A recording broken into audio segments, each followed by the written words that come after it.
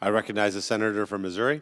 Thank you, Mr. President. I rise today to engage in this great debate that is raging across our country. Turn on the TV, read the newspapers, or open your phone, and you'll be overwhelmed by the back and forth over tariffs, trade deficits, prices, and markets.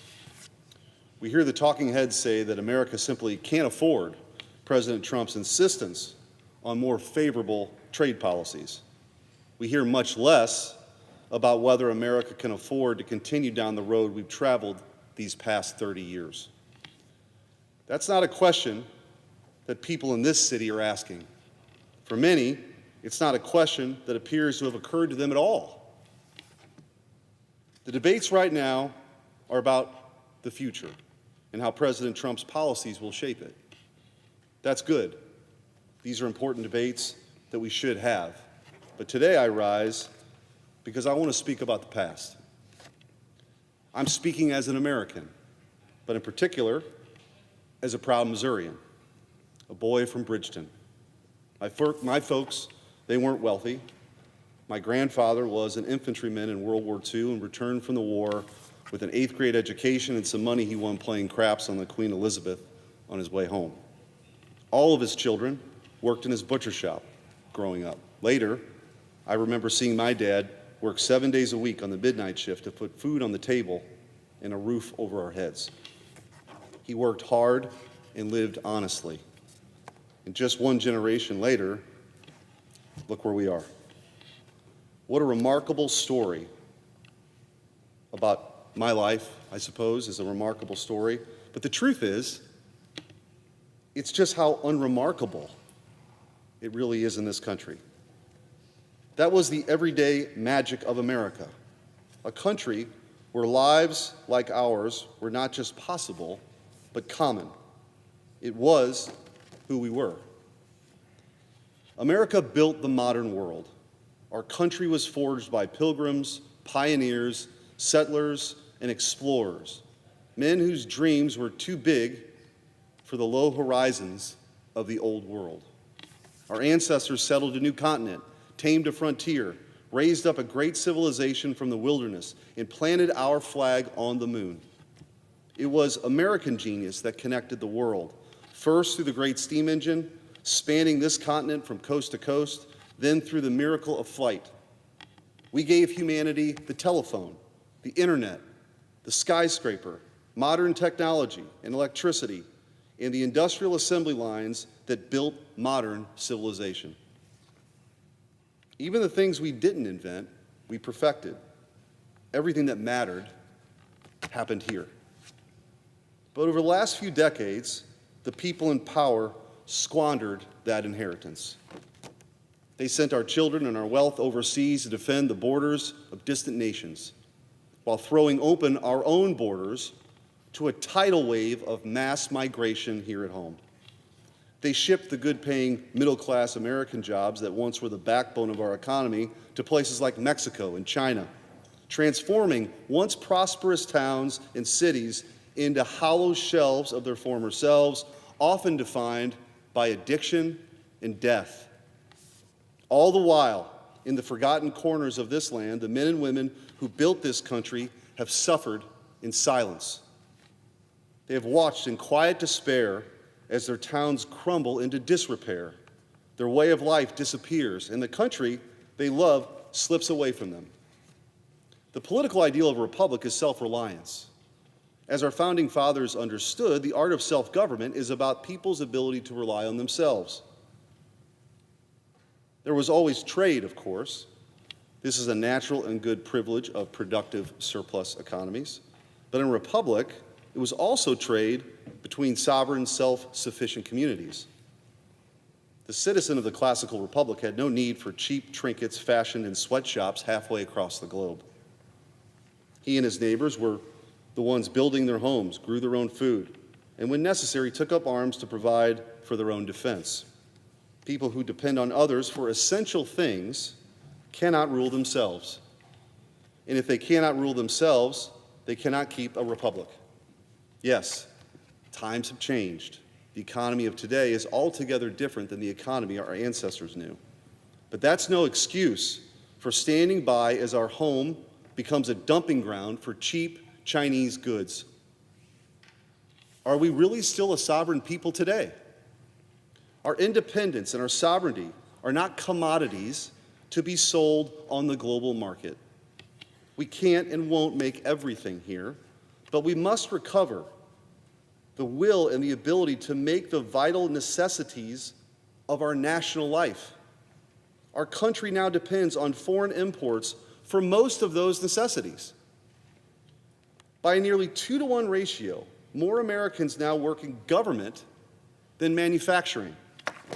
Nearly half of our cars, more than 60% of our machine tools, 80% of our pharmaceuticals, and nearly 90% of the semiconductor chips we need for everything from phones to fighter jets are foreign-made. That is why the crisis that confronts us today is not merely economic. It's about communism and slave labor versus freedom.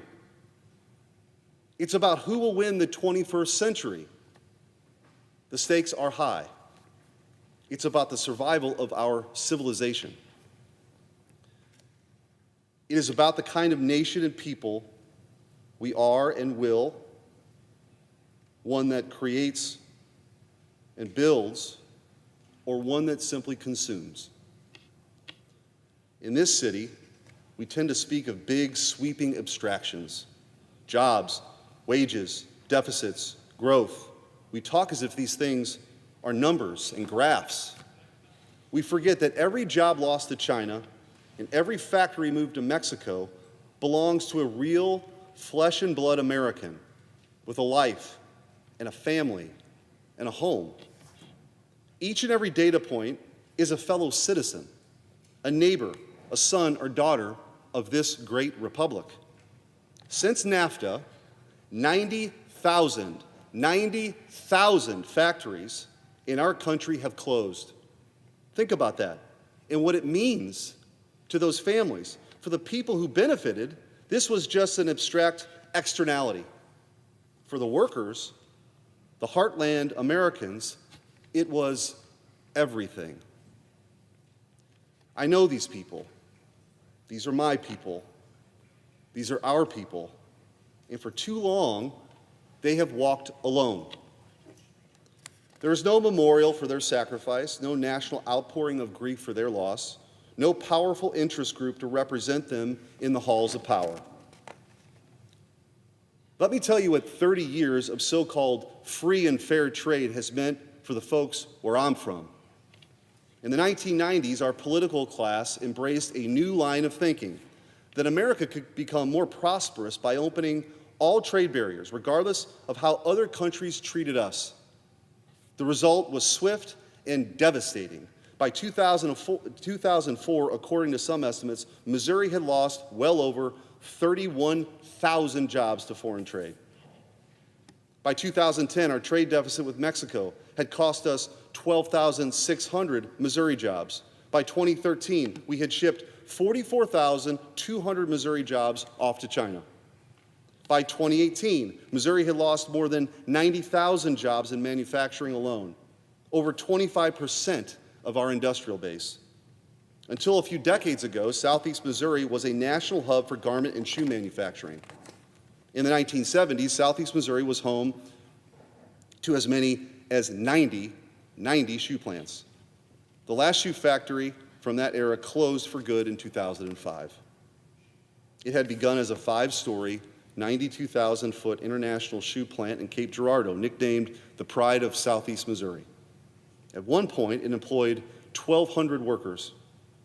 But cheaper imports from low-wage countries began to flood the market. And by 1990, the old factory was razed and replaced with a 1-story plant of roughly 300 to 500 workers. By 2001, that had dwindled down to just 50. Here's what one former employee told a local paper after the plant closed for good. "Now I'm working at the Lutheran home, driving a van and making a third of the amount of money I made before. My wife also has to work, and together we're making 2/3 of what I made alone at the shoe plant. It's very upsetting. You get mad, and then you get hurt, and you think about all the jobs leaving the country, and all the people losing their jobs. Tricon Industries, which makes car seat parts, shuttered its factory in Cape Girardeau too, and moved its production to Mexico. That was another 200 jobs gone. There are patriotic shoe companies that still want to build in America. Belleville Boots took over a factory in Carthage, Missouri in 2020. There are businesses that still love America, and they want to build on the generations of skilled craftsmen in places like Southeast Missouri. But for decades, our political class has rigged the rules to punish rather than help companies that put America first. This pattern repeats again and again and in every industry. Up until the end of the 20th century, Missouri still had a major electronics assembly operation. Zenith Electronics, the last major American TV maker, had a large assembly plant in Springfield, Missouri. It had been in operation since just after World War II, and at one point, it employed 3,300 Missourians. But those jobs, too, had started moving to Mexico in the late 1990s. In October of 1991, Zenith shut down its plant and shipped its operation down to Mexico, taking out 1,500 Missouri jobs in one blow. In Springfield, the average worker made between $5 and $10 an hour. Down in Mexico, it was just 83 cents.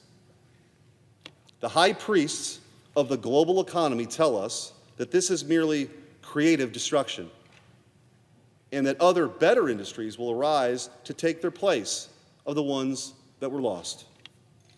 It's true that some of the workers in Springfield went on to find new jobs, but they were often much worse than the ones that they had before. 5 years after Zenith's shutdown, laid-off workers saw an average pay cut of more than 10%. More than half of them had held multiple jobs since being laid off, 2/3 of them with worse benefits. Even the workers who enrolled in job retraining programs fared no better than the ones who didn't. Quote, those people who had worked there for 20 or 25 years, one laid-off worker recalled. They were the top end of the pay scales, and they weren't any more TV repairman jobs out there. Toastmaster is a household name. Well, they were headquartered in Missouri, and they made their stuff in Missouri too, with factories in small towns all across our state. But as we welcomed China into the world economy, Toastmaster began to feel the squeeze of cheap Asian imports. By 2001, every Toastmaster plant in our state was gone, shipping hundreds of jobs from rural mid-Missouri to China. The last one to go, in the town of Macon, near where I went to school, had been in operation since the 1950s. All that remained was a toxic waste cleanup site for the 5,500 people in the town it left behind. Although Toastmaster continued production in certain areas of the United States, Missouri wasn't so fortunate. Boonville, a town where my grandmother went to high school, was another place that lost a Toastmaster factory. In 2011, the town of about 8,000 people lost its modular home manufacturing factory to the housing crisis too. In 2012, its bread factory filed for bankruptcy. In 2013, Nordyne, which manufactured air and heating products, announced it would be moving production from Boonville to guess where? Mexico, taking out another 250 jobs. From a moral standpoint, it was kicking somebody while they were already down, the head of the local Chamber of Commerce said as he talked to a local newspaper. This is not the distant past, folks. This is the reality that millions and millions of our fellow Americans in Missouri and across the country live this very day. Haldex, a brake manufacturer, packed up and left for Mexico in 2020, eliminating the last 154 jobs left at the facility in the suburbs of Kansas City.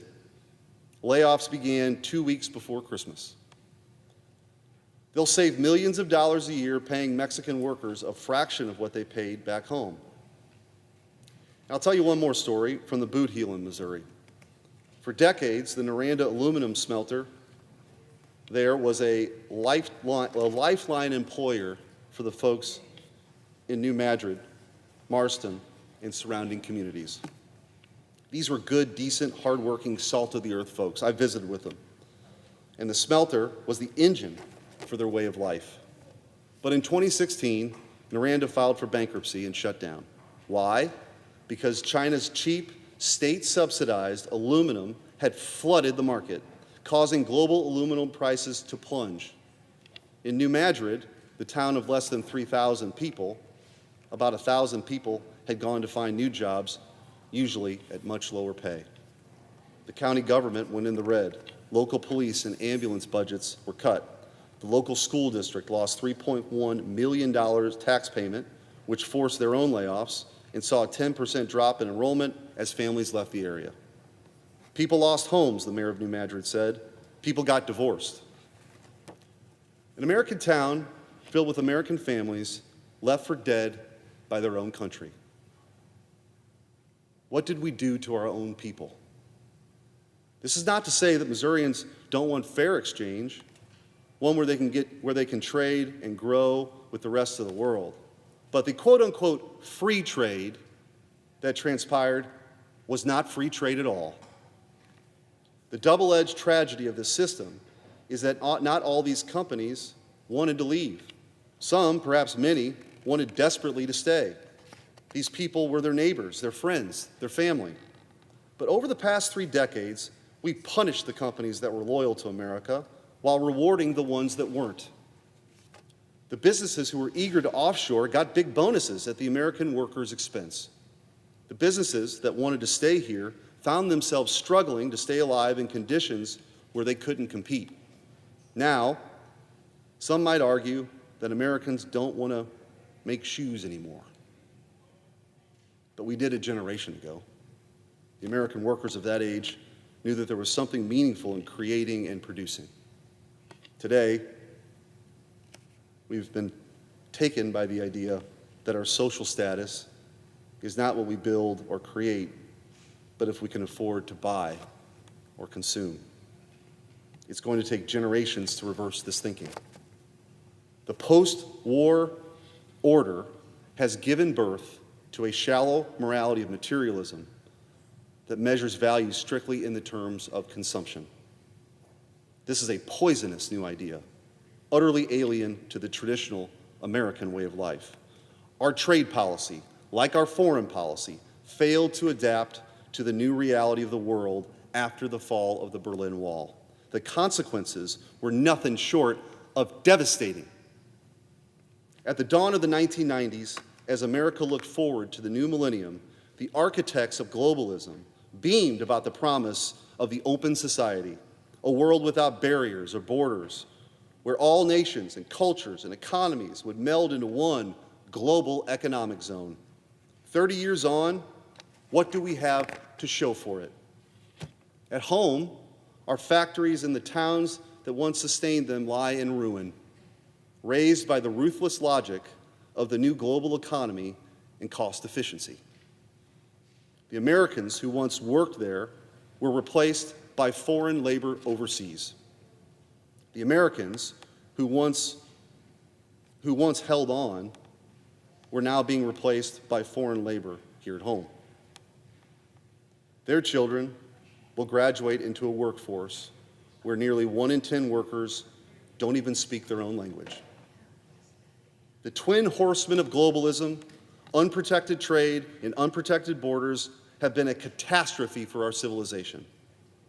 But in many ways, I don't blame the illegal immigrant who wants to come here in search of work, but we do have a country of laws, and there are consequences. I don't blame the factory laborer in Vietnam who takes the job that once belonged to an American.